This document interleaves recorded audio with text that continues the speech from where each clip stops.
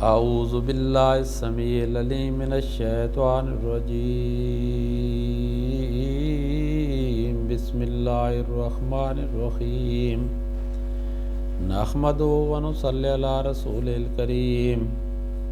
السلام علیکم میرے بھائیوں، میری بہنوں، جیسا کہ آپ نے ٹائٹل کے اوپر دیکھ لیا ہوگا کہ قرآن پاک کو پڑھنے کے 4 اصول۔ قرآن پاک کو تجوید کے ساتھ پڑھنا واجب ہے، اس پر تمام علماء متفق ہیں۔ اس کے لیے لفظ ترتیل بھی استعمال ہوا ہے، تلاوت بھی استعمال ہوا ہے اور تجوید بھی استعمال ہوا ہے۔ رتل القرآن، قرآن کو ترتیل سے پڑھو۔ ترتیل کہتے ہیں ریگستان میں آپ کو مثال دوں، یہ جو ریگستان میں ریت ہوتی ہے، ریت کے الگ الگ دانے ہوتے ہیں، ان دانے کو یہ رتل کے ساتھ تشبیہ دی گئی ہے۔ مٹی ہوتی ہے، اس میں ایک ہی جز ہوتا ہے، الگ الگ دانے نہیں ہوتے۔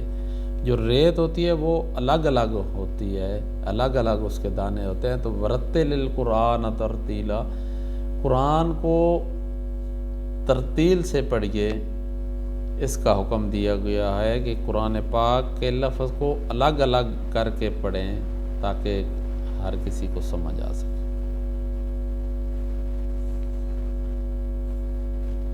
جس طرح ریت کے دانے الگ الگ ہوتے ہیں، اس طرح حضور صلی اللہ علیہ وآلہ وسلم کو اللہ نے حکم دیا ہے کہ قرآن کو ترتیل سے پڑھیے۔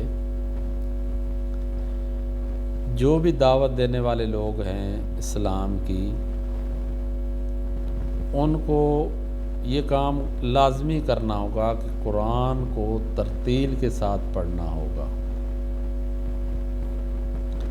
ایک مرتبہ صحابہ نے ایک جگہ پہ پڑاؤ کیا تو 2 صحابہ کی ڈیوٹی لگی کہ آپ نے پہرا دینا ہے رات کو۔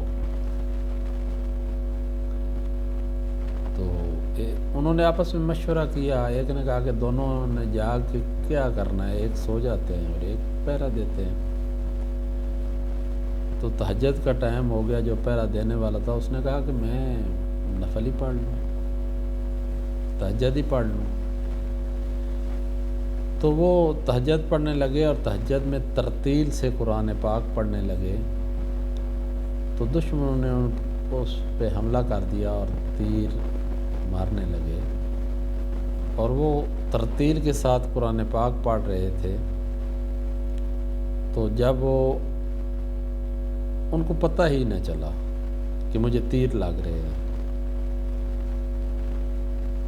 تو جب خون ان کے جسم سے نکلا اور ساتھ سوئے یہ دوست کے نیچے گیا، وہ اٹھا، اس نے دیکھا کہ دوست قرآن پڑھ رہا ہے اور اس کو تیر لگ رہے ہیں، تو اس نے اس کو جھنجھوڑا اور اس کو کہا کہ اللہ کے بندے، آپ کو تو تیر لگ رہے ہیں۔ تو وہ کہتا ہے کہ واللہ اللہ جانتا ہے کہ مجھے اس کا علم ہی نہیں ہوا کہ مجھے تیر لگ رہے ہیں۔ وہ ترتیل سے قرآن پاک پڑھ رہے تھے۔ تو میرے بھائیوں، قرآن کو ترتیل سے پڑھنا واجب ہے۔ تو قرآن کو پڑھنے کے لیے آج میں نے آپ کو وہ 4 اصول بتانے ہیں جن پر عمل کر کے آپ قرآن کو ترتیل سے پڑھ سکتے ہیں، تجوید سے پڑھ سکتے ہیں، قرآن کی تلاوت ٹھیک کر سکتے ہیں۔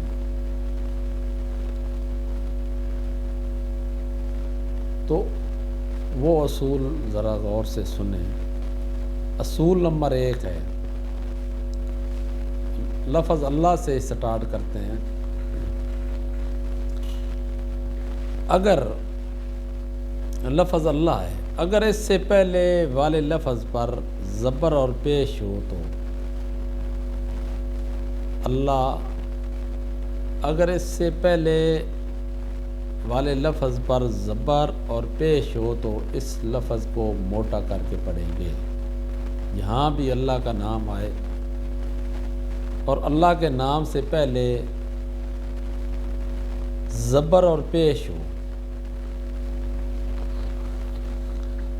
تو اس لفظ کو موٹا کر کے پڑھیں گے، جس طرح کتاب اللہ،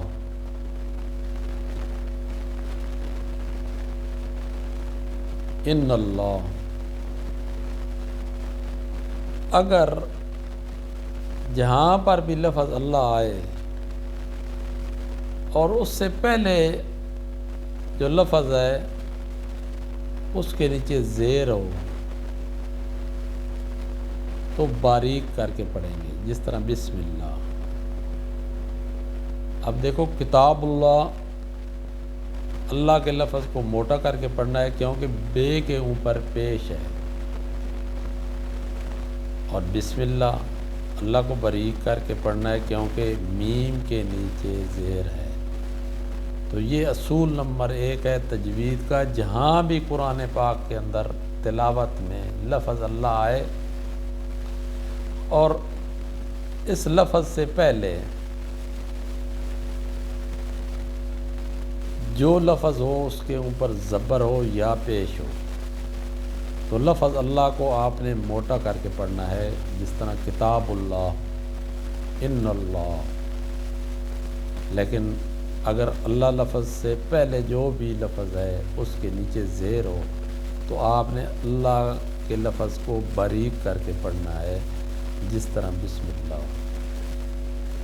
تو میرے بھائیو، یہ پہلا اصول ہو گیا، اس کو یاد کر لینا۔ یہ 4 اصول یاد کرنا آپ کا کام ہے، آپ کی انشاءاللہ یہ جو تجوید ہے وہ ٹھیک ہوگی۔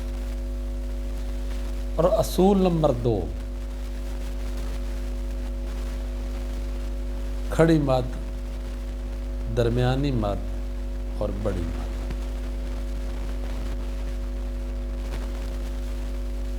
اب کھڑی مد ہے، اس کو کتنا لمبا کرنا ہے،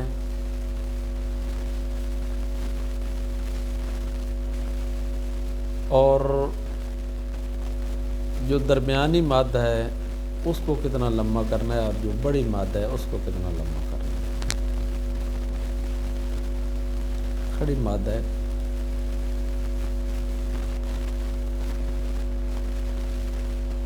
کھڑی زبر بھی کہتے ہیں اس کو۔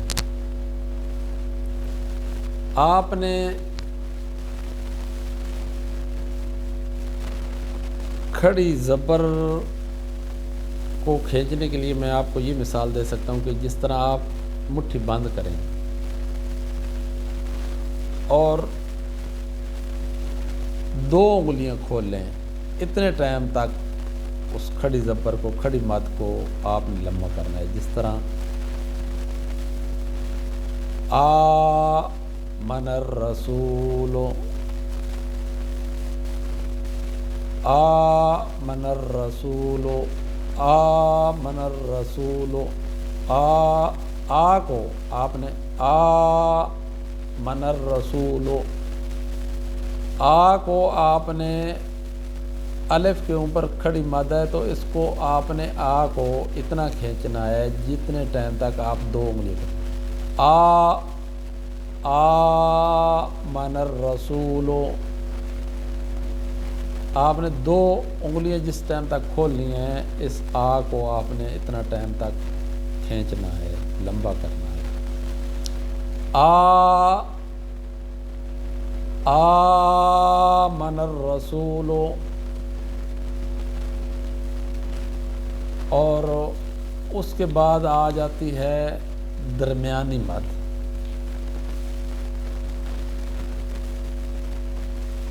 درمیانی مد کا ٹائم ہوگا 4 انگلیاں کھولنے تک کا، جس طرح لام الف کے اوپر درمیانی مد آ گئی ہے لا اعبد ما تعبدون، تو اس کو اتنا کھینچیں لا اعبد ما تعبدون،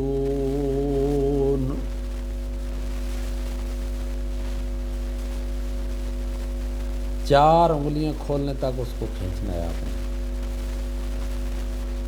لا اعبد ما تعبدون،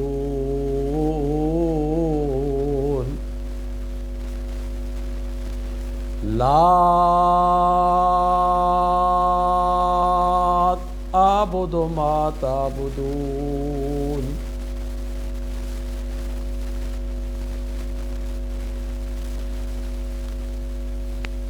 اور آگے آتی ہے بڑی مد۔ بڑی مد کو کتنا کھینچنا ہے آپ نے، جس طرح الف لام میم لفظ ہے، لام کے اوپر بھی بڑی مد ہے اور میم کے اوپر بھی بڑی مد ہے، تو آپ نے اس کو 6 انگلیوں تک کھینچنا ہے۔ الف لام میم، لام کو بھی 6 انگلیوں تک، 6 انگلیاں کھولنے تک کھینچنا ہے، اور میم کو بھی 6 انگلیاں کھولنے تک کھینچنا ہے۔ الف کو الف ہی پڑھنا ہے کیونکہ نہ اس پہ زبر ہے نہ زیر ہے۔ الف لام میم،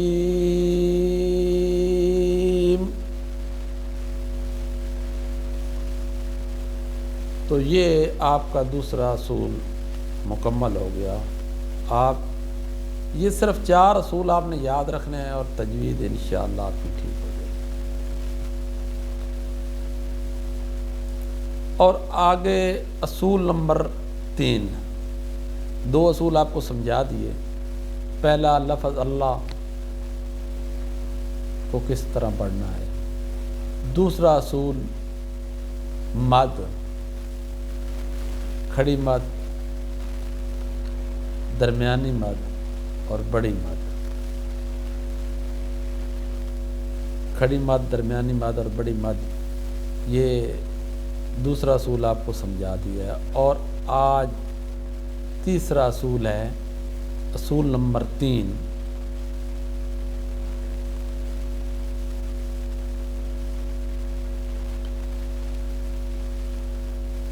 عربی زبان کے 29 حروف تہجی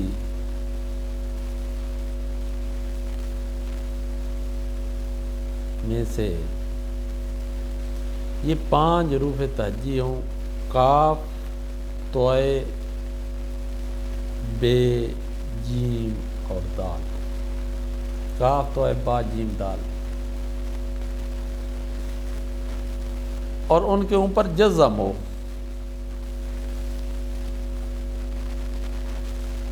جس جگہ پہ بھی کاف، طا، با، جیم، دال یہ 5 لفظ ہو اور ان کے اوپر جزم ہو تو آپ نے قلقلہ کرنا ہے۔ قلقلہ اس انداز میں آپ نے پڑھنا ہے کہ جیسے یہ ڈبل لفظ ہے۔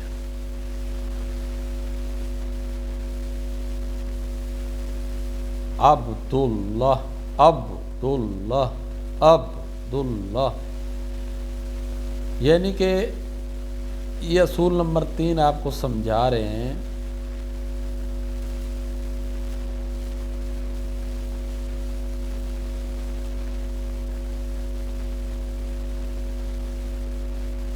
کہ 29 حروف تہجی میں سے کاف، تا، کاف 2 نقطیاں، کاف، طا، با، جیم، دال، یہ 5 لفظ کے اوپر اگر جزم آ جائے تو آپ نے قلقلہ کرنا ہے۔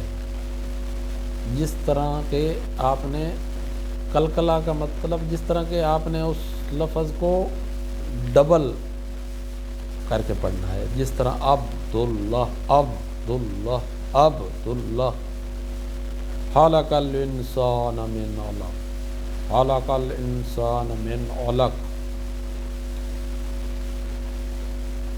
دیکھو علق اس کاف کے نیچے دو زیریں ہیں، لیکن آپ ادھر رک گئے ہو. جب رک گئے ہو تو اس کو آپ نے جزم پڑھنا ہے. خلق، خلقن نہیں پڑھنا، خلق. تو آپ نے وہ جزم پڑھنا ہے، تو پھر ادھر بھی آپ نے قلقلہ ہی کرنا ہے. خلق، خلق، خلق الانسان من علق. یہ آپ کے 3 اصول ہو گئے. اور آپ کو چوتھا اصول بتانے جا رہا ہوں جو تجوید میں 80% قرآن کی تلاوت، قرآن کی تجوید کے اصولوں میں سے 80% یہ تجوید ہے. یہ چوتھا آپ کو جو اصول بتانے جا رہا ہوں.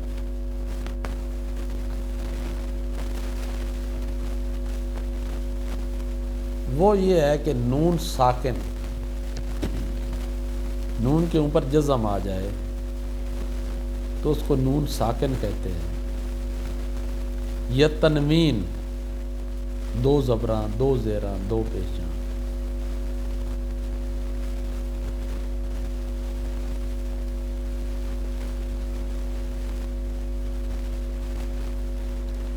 جس طرح ہم نے پہلے اصول میں پڑھا تھا کہ لفظ اللہ سے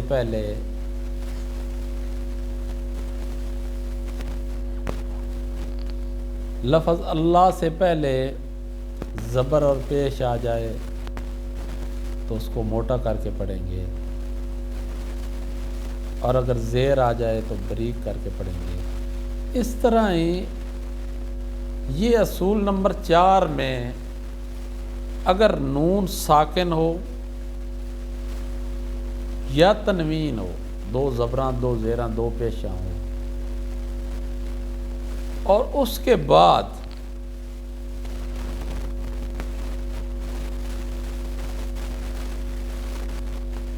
اگر بے آ جائے، با آ جائے، تو جو نون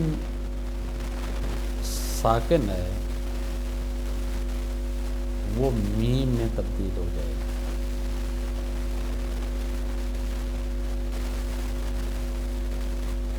جس طرح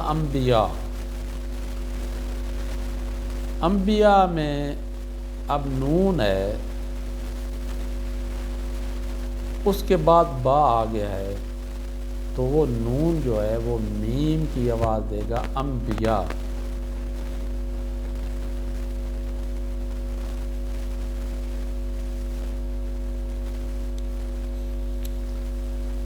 یہ چوتھا اصول ہے. یا اگر تنوین آ جائے،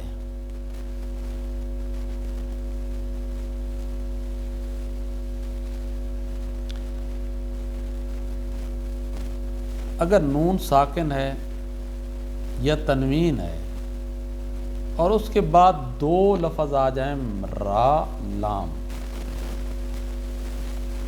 تو اس میں نون کی آواز ختم ہو گئی. جس طرح من ربہ، لفظ ہے من ربہ، لیکن یہ آپ کو اصول بتا رہا ہوں کہ جہاں پر تنوین ہو، نون ساکن ہو اور اس کے بعد را یا لام آ جائے، تو اس جگہ پر نون کی آواز ختم ہو جاتی ہے. من ربہ ہی نہیں پڑھیں گے آپ، من ربہ ہی پڑھیں گے. اشہد ان لا الہ الا اللہ،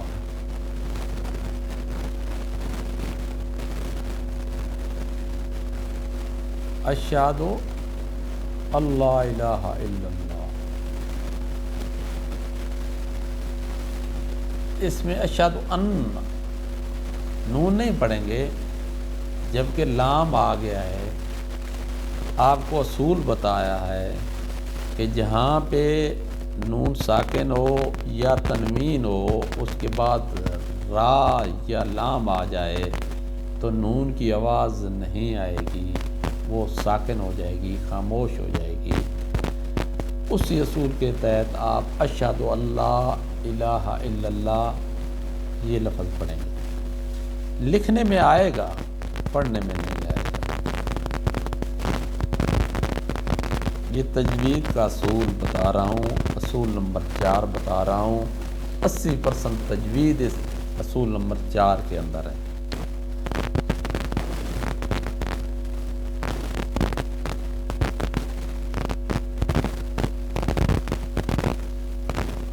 اشہد ان محمد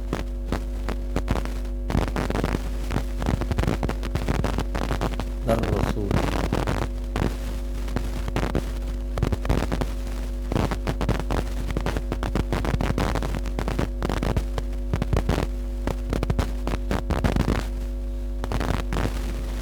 اگر نون ساکن اور تنوین کے بعد حروف عین، غین، ہے، خے، الف یا حمزہ یہ اکھی آگے آ جائے، یہ 6 حروف آ جائیں،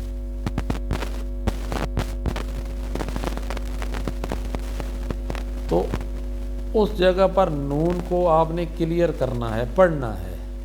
جس طرح انحمدہ، عین آ گیا ہے، نون کے بعد عین آ گیا ہے تو آپ نے نون کو کلیئر کرنا ہے، پڑھنا ہے، انحمدہ۔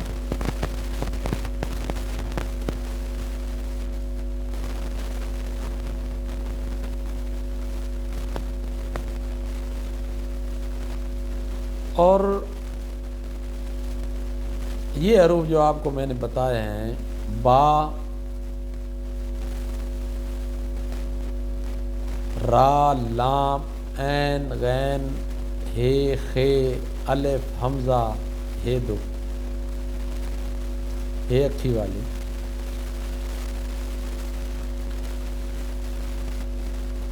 یہ 9-10 حروف بنتے ہیں۔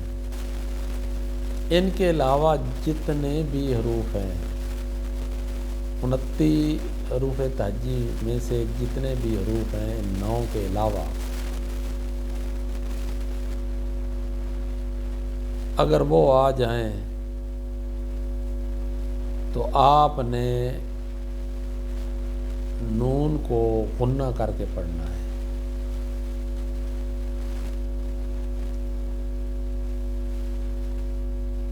نون ساکن کے بعد میں نے پہلے آپ کو بتایا ہے کہ با آ جائے، را آ جائے، لام آ جائے، عین آ جائے، غین آ جائے، ہے آ جائے، خے آ جائے، الف آ جائے، حمزہ آ جائے، ہے اکھی والی آ جائے، وہ اصول میں نے آپ کو بتا دیے ہیں۔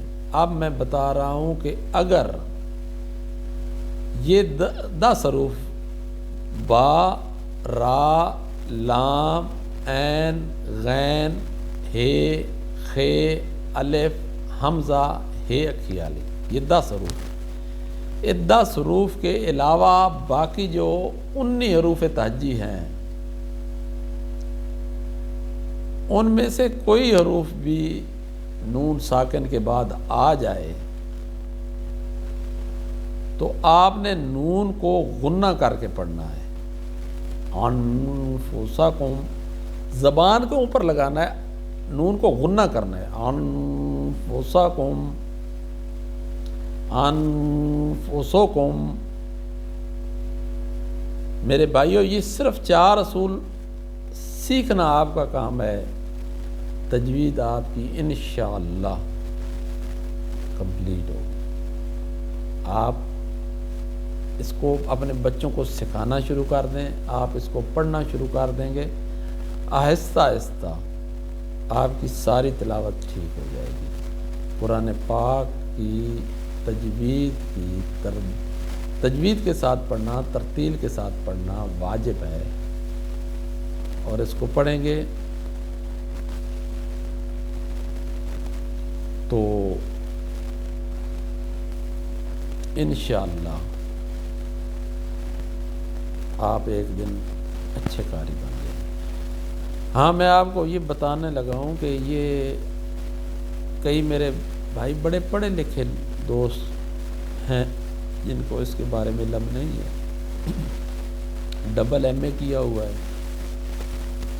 ڈبل ایم اے کیا ہوا ہے، اسلامیات کے اندر بھی ایم اے کیا ہوا ہے، لیکن پھر بھی ان کو تجوید کا علم نہیں ہے، وہ غلطیاں کرتے ہیں۔ اب دیکھو ولد ضالین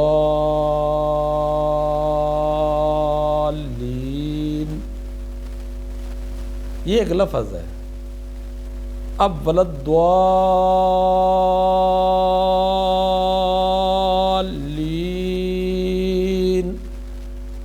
اب ولد دعا کو زیادہ کھینچنا ہے، لین کو تھوڑا کھینچنا ہے۔ تو کئی پڑھے لکھے لوگوں کو میں نے دیکھا ہے تلاوت کرتے ہوئے، وہ ایسے ولد ضالین لین کو زیادہ کھینچ لیتے ہیں، ولد دعا کو تھوڑا کھینچتے ہیں۔ حالانکہ اصول ہے عربی کا، یہ قرآن پاک کی تجوید کا اصول ہے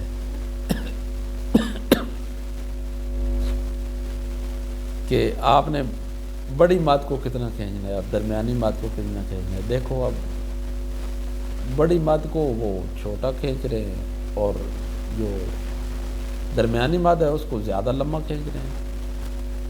تو میرے بھائیوں یہ چھوٹی چھوٹی چیزیں ہیں، اس اصول کو آپ یاد کر لو، انشاءاللہ آپ کی تلاوت ٹھیک ہو جائے گی۔ اللہ حافظ۔